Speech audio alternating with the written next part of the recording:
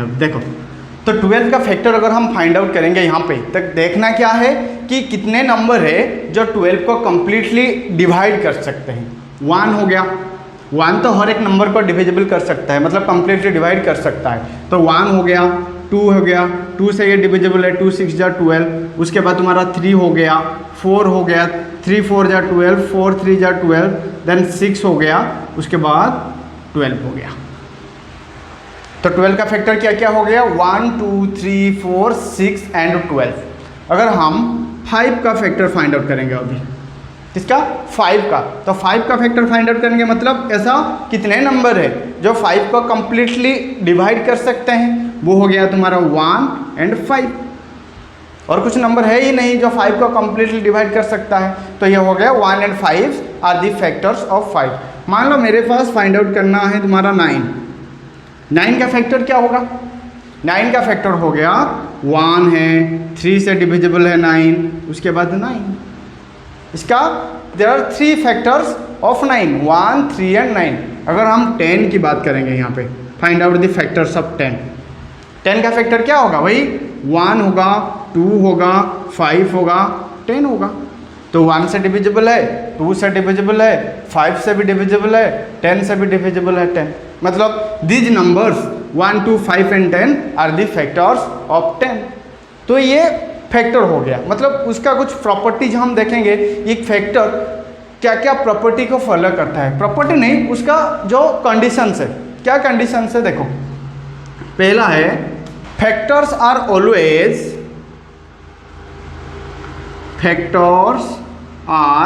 Always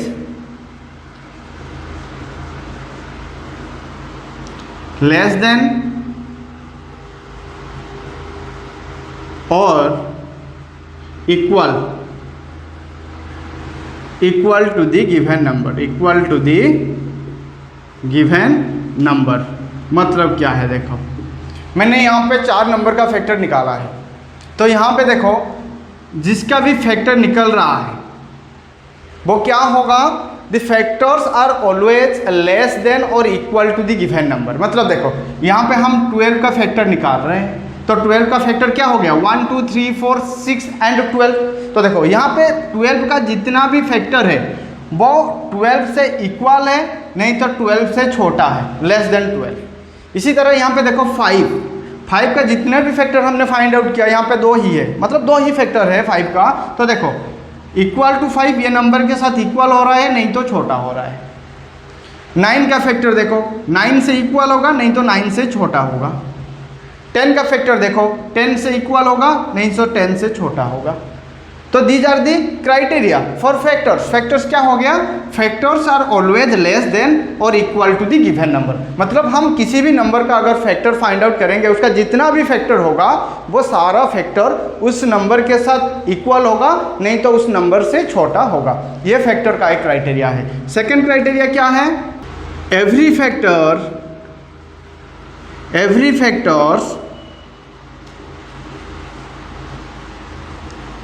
of a number divides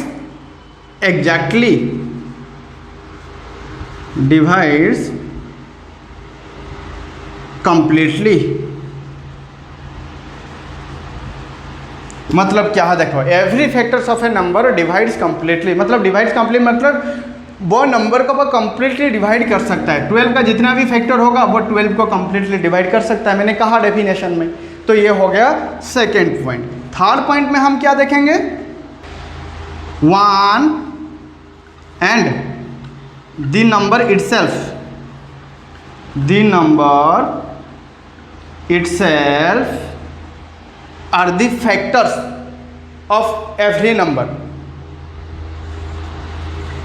Are the factors of every number। मतलब क्या है? देखो, the number 1 and the number itself, 1 and the number itself are the factor of every number। अगर हम यहाँ पे 10 की बात करेंगे, देखो 10 का जितना भी फैक्टर निकला तो उसमें क्या है? 1 है, 10 है, वह नंबर कॉमन है, 1 है एंड 10 है। 9 में क्या है? 1 है, 9 है, वह नंबर है खुद एंड 1 है। 5 में क्या है, 5 है एंड 1 है। 12 में क्या है, वह नंबर 12 खुद है एंड 1 है। मतलब जितना भी फैक्टर, जिसी भी नंबर का फैक्टर हम फाइंड आउट करेंगे, जितना भी फैक्टर होगा उसका सब फैक्टर में 1 एंड द नंबर इटसेल्फ ये कॉमन होगा। हम कितने भी चाहे जो भी नंबर का तुम फैक्टर फाइंड आउट करो, वह number 1 and the number itself उसका फैक्टर होगा सब में। एंड चौथा पॉइंट क्या है, देखो next point, the numbers of factor, the numbers of factors of a given number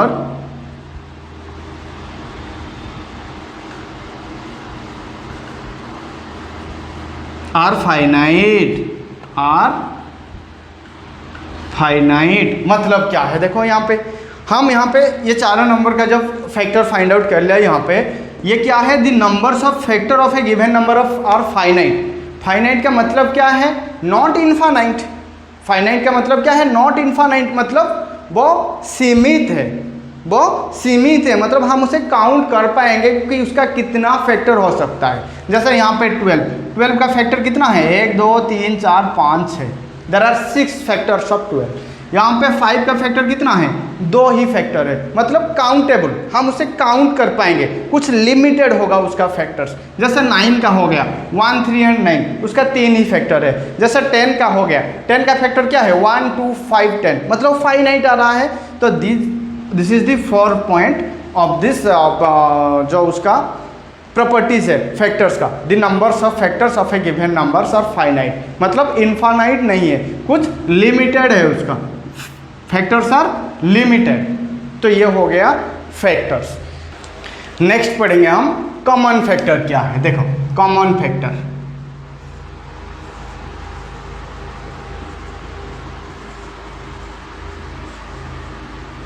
common factor when 2 or more numbers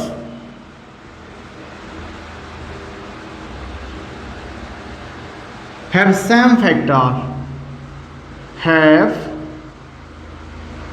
same factors,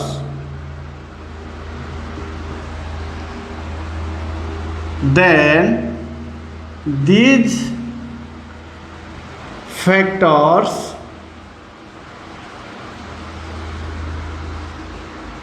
are known as, these factors are known as common factor, common factors। देखो इसका मतलब क्या है, common factor क्या है, when 2 or more numbers have same factors, when 2 or more numbers have same factors, then these factors are non as common factor. देखो example से तुम्हें समझ में आ जाएगा, कुछ चार मैं लिख देता हूँ यहाँ। Find out the common factor of, common factors of 12 and 8। Find out the common factors of 12 and 8। तो देखो 12 एंड 8 का हमें कॉमन फैक्टर फाइंड आउट करने के लिए क्वेश्चन पूछ रहा है। देखो 12 का फैक्टर पहले हम फाइंड आउट करेंगे, कैसे करेंगे, द फैक्टर्स ऑफ 12 का फैक्टर क्या होगा, 1 हो गया, 2 हो गया, 3 हो गया, 4 हो गया, 6 हो गया एंड 12 हो गया। These are the factors of 12। देखो 8 का फैक्टर्स क्या होगा, the numbers which divides 8 completely, वो हो गया तुम्हारा 1 हो गया, 2 हो गया, 4 हो गया एंड 8 हो गया।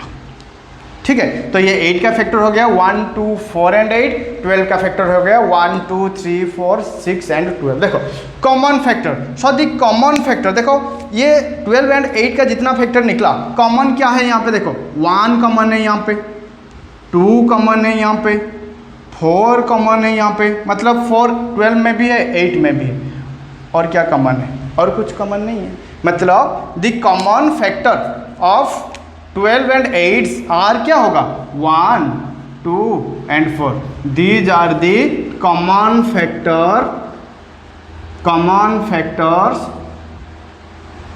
Of 12 and 8। तो 2, 1, 2 and 4 are the common factors of 12 and 8। तो ये हो गया कॉमन फैक्टर फाइंड आउट करने का तरीका। तो 2 से भी ज़्यादा नंबर अगर होगा हमारे पास तो इसी प्रोसेस के साथ हम करेंगे। अगर यहाँ पे मान लो 6 भी है तो 6 का फैक्टर क्या होगा, तो मान लो यहाँ पे 6 भी है तो 6 का फैक्टर क्या होगा, 1 होगा, 2 होगा, 3 होगा एंड 6 होगा। तो यहाँ पे कॉमन फैक्टर क्या होगा, 6, 12 एंड 8 का 1 है एंड 2 है, तीनों नंबर में 1 तीनों में है, 2 भी तीनों में है, मतलब 1 and 2 are the common factors of 6, 12 and 8। तो ये हो गया कॉमन फैक्टर का बेसिक नॉलेज। नेक्स्ट हम करेंगे परफेक्ट नंबर क्या है। देखो perfect number, perfect number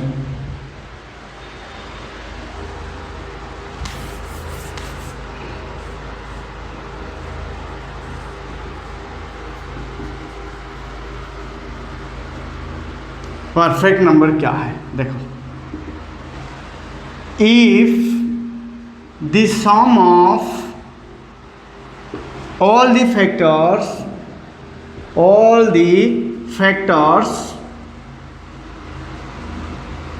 of a given number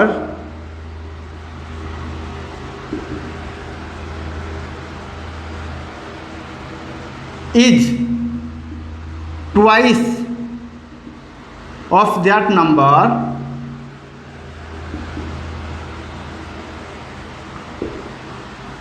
then this number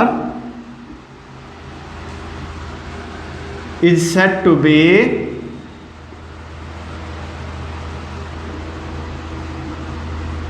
perfect number।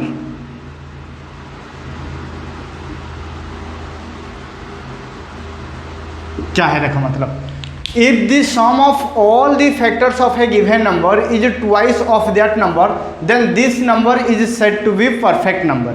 कहने का मतलब क्या है, देखो अगर हम किसी नंबर का फैक्टर फाइंड आउट करेंगे, अभी देखो यहाँ पे मान लो मेरे पास 4 है तो 4 का फैक्टर क्या हो गया, 1 हो गया, 2 हो गया, 4 हो गया। यहाँ पे डेफिनेशन क्या है, if the sum of all the factors, मतलब इसका जितना भी फैक्टर निकला अभी मुझे उसको ऐड करना है, तो ऐड करेंगे मतलब 1 + 2 + 4, तो इसका टोटल ऐड क्या हो गया, 4 + 2 6 + 1 7 हो गया। ऐड करने के बाद 7 हो गया, मतलब if the sum of the factors of a given number is twice of that number, क्या इनका जो फैक्टर का सम निकला 7, क्या ये नंबर का ट्वाइस है, नहीं है। यहाँ पे 4 का ट्वाइस 4 × 2 = 8, अगर 8 होता यहाँ पे तो ये होता तुम्हारा परफेक्ट नंबर। तो यहाँ पे जो सम निकल रहा है ये नंबर का ट्वाइस नहीं है, मतलब 4 is not a perfect number.